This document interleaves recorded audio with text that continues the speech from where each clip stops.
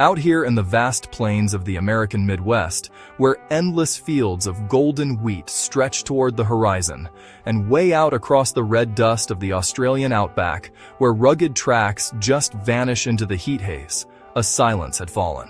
For 50 years, the pickup truck was more than just a vehicle. It was a sacred covenant, a blood pact between manufacturers and the working men who tamed the land, hauled impossible loads, and powered through adversity. Ford's legendary 5.0-liter Windsor V8, Toyota's indestructible 1HZ diesel, Chevrolet's rumbling big blocks. Those were promises kept in steel and torque. These machines idled with authority, towed without complaint, and rumbled like living beasts. They were symbols of reliability, power, and freedom. But then came the betrayal. Executives in gleaming Detroit boardrooms and sterile Tokyo towers declared the old ways obsolete. Emissions regulations, they said. Cost-cutting, they claimed. Progress demanded downsizing. Out went the V8s and robust V6. In came these stressed, high-pressure four-cylinder engines, tiny 2.0-liter and 2.8-liter diesels that whined like sewing machines under load. Ford Ranger owners, they battled turbo lag on highway gradients, constantly hunting gears just to keep their speed up. Toyota Hilux drivers, well, they endured the relentless rattle of outdated cast-iron diesel blocks, the constant maintenance nightmares of clogged diesel particulate filters, and the endless refills of AdBlue fluid. These so-called modern trucks were sold as reliable, but they punished their owners with vibration that shook steering wheels, agricultural noise levels that just deafened you after an hour, and interiors made of cheap, scratchy plastic that felt like relics from the 1990s. The Toyota tax just added insult, paying $20,000 extra for a Hilux GRS or Tacoma that offered less refinement than a base model from decades ago. The Ford Ranger Raptor? Well, that was just an overpriced toy with a clunky 10-speed transmission that lurched like a bag of loose bolts every time the turbo spooled up. Isuzu D-Max, Nissan Navara, the list was the same. Legacy brands, they'd abandoned the soul of the pickup truck.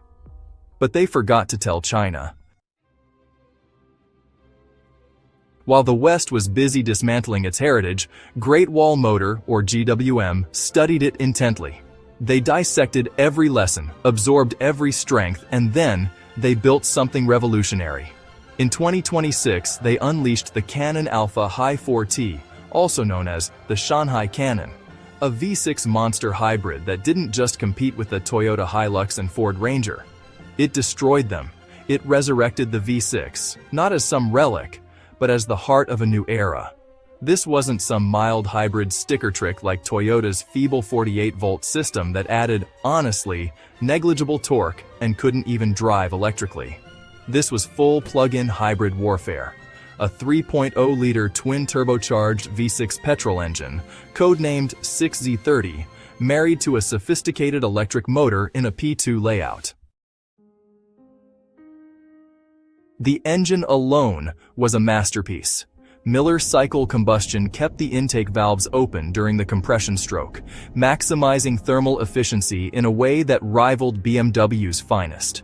Dual injection, port fuel plus gasoline direct, prevented carbon buildup on the valves, unlike the troublesome EcoBoost setups from Ford.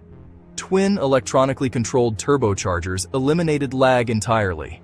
At idle, a coin could balance on the engine cover while the Hilux next to it shook like a washing machine on spin cycle. No more agricultural clatter, no more DPF headaches, just mechanical smoothness and brute force that felt like a grand tourer hidden inside a workhorse. But the real magic happened when the electric motor joined the party. Integrated inside the revolutionary 9-hat, GWM's 9-speed hydraulic automatic transmission, the P2 motor delivered instant torque fill during shifts. No power interruption, no lurching, just a continuous, relentless wall of 750 Newton-meters of combined torque. The V6 could shut off completely during coasting or city traffic, sipping fuel silently. then roar back to life seamlessly. 0 to highway speeds felt electric, smooth, brutal, immediate. The Ford Ranger's transmission felt prehistoric by comparison. The Hilux's single variable nozzle turbo, a distant memory of lag and compromise. 750 Newton-meters of torque. Now that's some serious pulling power. Underneath, the Canon Alpha rewrote the rulebook on ride and capability. Traditional leaf springs, those horse and carriage holdovers still clung to by Toyota, Nissan, and Isuzu, were exposed as the cost-cutting lies they always were. They caused axle wrap under acceleration, chatter over corrugated roads, and spine-punishing bounce when towing. GWM ditched them for a sophisticated multi-link rear suspension with heavy-duty coil springs and a panhard rod for precise lateral control. The same architecture that made the Ram 1500 America's best riding truck. Optional Cayman nitrogen shocks turned it into a rally weapon over rough terrain. The rear end tracked true, tires stayed planted, and towing a 3,500-kilogram braked trailer felt planted and stable instead of swaying like a drunk on roller skates. Off-road, the BorgWarner four-wheel drive system with low-range gearing clawed through mud, sand, and rocks, with confidence the old Hilux could only dream of. Payload capacity remained brutal, yet the ride quality transformed long hauls from punishment into pleasure. Then came the utility revolution. Modern tradies and overlanders didn't just need to carry tools anymore, they needed to power them. Battery-powered saws, welders, laptops, drones, air compressors, you name it. Old diesel trucks, well, they required those noisy, smelly petrol generators dragged behind. Not the Canon Alpha, though. Integrated right into the chassis rails was this massive 37.1 kilowatt-hour ternary lithium battery pack. With just a single button press, it became a mobile power station, delivering up to 3.3 kilowatts through vehicle-to-load outlets. Drop the tailgate on a remote job site and, boom, you could power multiple drop saws, floodlights, and chargers all at once. At camp, you could run the air conditioner in your tent all night long. No need to idle the engine or wake up to diesel fumes. And during blackouts, this truck could literally keep a house running. Energy independence wasn't just a slogan anymore, it was standard equipment. The Hilux's practicality argument? It kind of evaporated in an instant. Even the humble tailgate, pretty much unchanged for a century, got a masterclass in innovation. Traditional drop-down gates, they created barriers. You'd end up leaning awkwardly or climbing in to reach those deep bed items, straining your back and wasting time. GWM's split barn door design changed all that. Press a button and the two halves swung open down the middle, like welcoming arms. You could just walk straight up to the bumper. Load heavy pallets right onto the bed floor with a forklift. Access your gear, no gymnastics required. What Ram offered as a pricey option on their premium models, GWM simply democratized. Suddenly, the Ranger's primitive slab tailgate looked, well, embarrassingly outdated. Step inside the cabin and, honestly, the betrayal became personal. For decades, buyers just accepted rugged as code for cheap. You got hard plastic seats that would numb your backside after, what, 4 hours? Wind noise that roared like a jet engine at highway speeds. Low-resolution screens and fabric that wore thin way too soon. Toyota cashed in on loyalty, charging premium prices for what felt like 1990s interiors while hoarding the profits. The Canon Alpha, though, it exposed the scam. Napa leather everywhere you touched. Real aluminum trim that just felt premium. Double-glazed acoustic glass. Active engine mounts that canceled out V6 rumble before it ever reached the cabin. Speakers pumping active noise cancellation like those high-end headphones, deleting road roar entirely. Rear seats that reclined electrically, with heating and ventilation. It was library quiet at 110 kilometers an hour. This wasn't a work truck anymore. It was a Mercedes S-Class with a bed. Long-distance drivers arrived fresh, not fatigued. Why pay $70,000 or more for a Hilux that punished you when this Chinese masterpiece delivered luxury without the tax?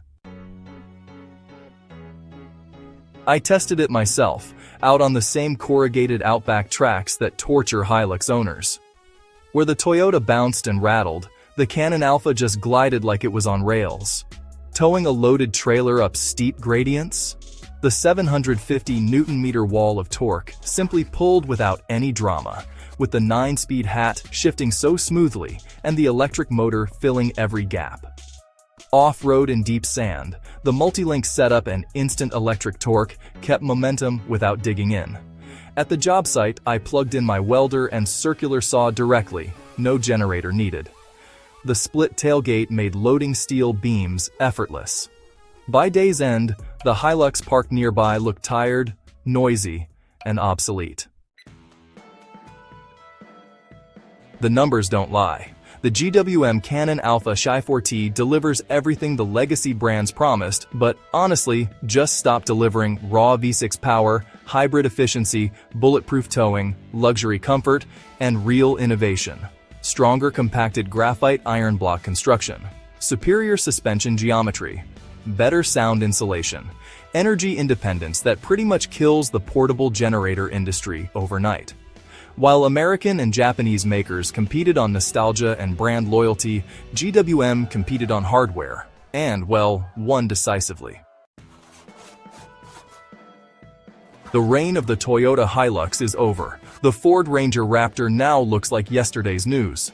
The Isuzu D-Max and its diesel brethren have been exposed as maintenance nightmares in a world that demands better. The great betrayal by Western automakers is complete, but the Eastern Revolution has only just begun. The best pickup truck no longer speaks English or Japanese. It speaks the universal language of torque, refinement, and capability. Welcome to 2026. The V6 monster from China didn't just arrive. It conquered.